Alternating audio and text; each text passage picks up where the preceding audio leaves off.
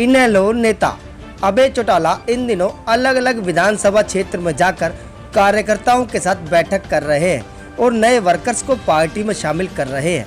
और आज सोमवार को अभय चौटाला रेवाड़ी पहुंचे, जहां उन्होंने कार्यकर्ताओं के साथ बैठक कर पत्रकारों से बातचीत करते हुए बीजेपी पर साधा निशाना।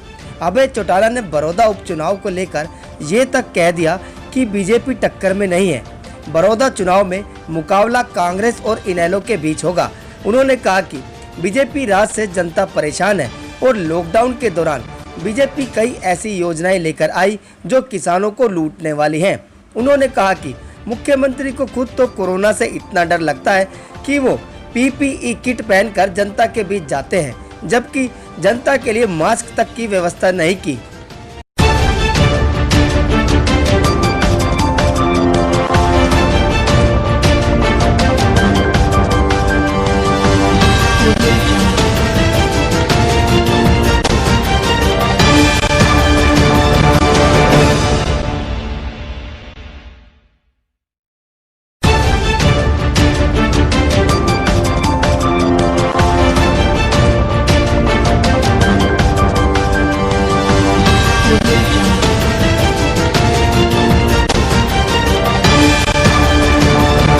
के अंदर कार्यकर्ताओं के सम्मेलन रखे। इस लॉकडाउन के अंदर किस तरह से लोगों ने अपनी जिम्मेवारी सामाजिक संगठनों ने निभाई, सरकार ने लॉकडाउन में क्या मदद करी और हमारी पार्टी के कार्यकर्ता ने वॉलंटियर के रूप में कहाँ कितना काम किया, हम एक तो उसकी अपनी फीडबैक ले रहे हैं। दूसरा, हम अपने साथियों के जुम्मे नए सिरे से संगठन मजबूत हो और लोग जो आज हमारी पार्टी के साथ जुड़ना चाहते हैं उसकी एक ड्यूटी लगाई है कि आप लोगों से जाकर के संपर्क करो। तीसरा, बड़ौदा का जो उपचुनाव है उसके लिए हमने अपने कार्यकर्ताओं की अभी से एक जिम्मेवारी लगाने का काम किया है कि वो बड़ौदा विधानसभा क्षेत्र में जहाँ कोई रिश्तेदारी है, जहाँ कोई दोस्त मित्र है, जहाँ किसी से सामाजिक रिश्ते हैं, उनसे संपर्क करो और उन लोगों को जाकर के अपनी दिक्कत और कठिनाई इस 8 महीने की जो है उसके बारे में अवगत कराओ। लोग वहाँ के भी जितने यहाँ के दुखी और परेशान हैं उतने ही वहाँ के हैं। इस सरकार ने इस लॉकडाउन की आड़ में किसान को बर्बाद करने के लिए बहुत सारी योजनाएं बनाई, बहुत सारे माफिया खड़े किए। उसी की वजह से आज जो लोग हैं, मुख्यमंत्री कहीं जाए, उसका मंत्री कहीं जाए, आज लोगों के विरोध का सामना करना पड़ रहा है। आने वाला समय ऐसा होगा बड़ौदा के चुनाव के बाद कि इनको कोई किसी गांव में, किसी शहर और कस्बे में भी नहीं आने देगा। कोरोना जैसी वैश्विक महामारी को लेकर सरकार कितनी तैयार है, क्या लगता है आपको? सरकार ने तो जहां इस महामारी पे रोक लगानी चाहिए थी, रोक लगाने की बजाय इसको बढ़ाने का काम किया है। मैंने अभी बताया था कि इंग्लैंड में, अमेरिका में, यूरोप में जब हमारे देश में 500 केस जब थे, वहाँ उस वक्त लाखों की संख्या थी। एक अमेरिका को छोड़ करके बाकी सब मुल्कों ने इसके ऊपर काबू पाने का काम किया है।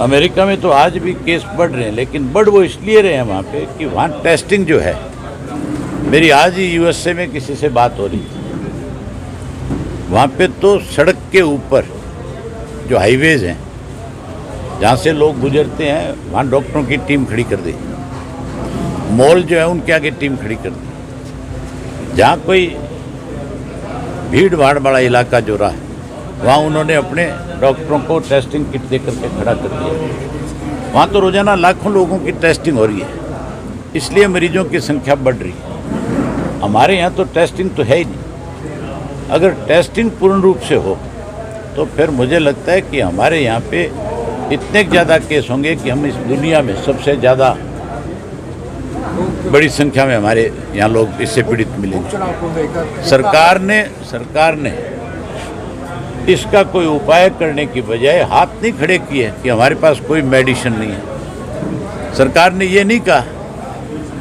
कि अब आप आत्मनिर्भर बनो, अब आप सोशल डिस्टेंस के माध्यम से जीना सीखो।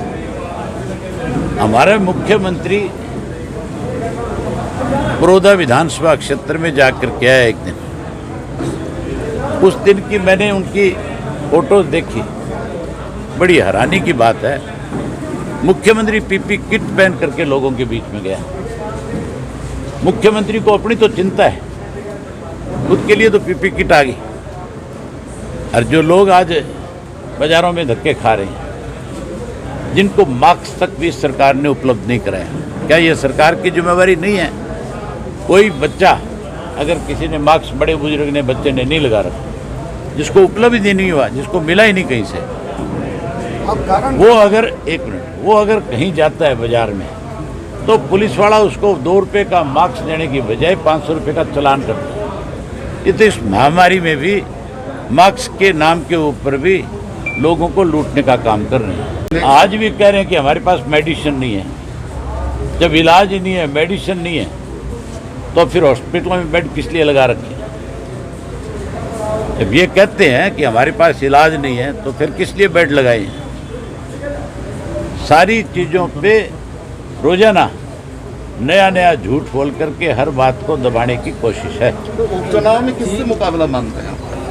बीजेपी और जेजेपी की तो जमानत नहीं बचेगी। हमारे और कांग्रेस के बीच में चुनाव रहेगा। सर, अशोक तंवर जी ने मुलाकात की।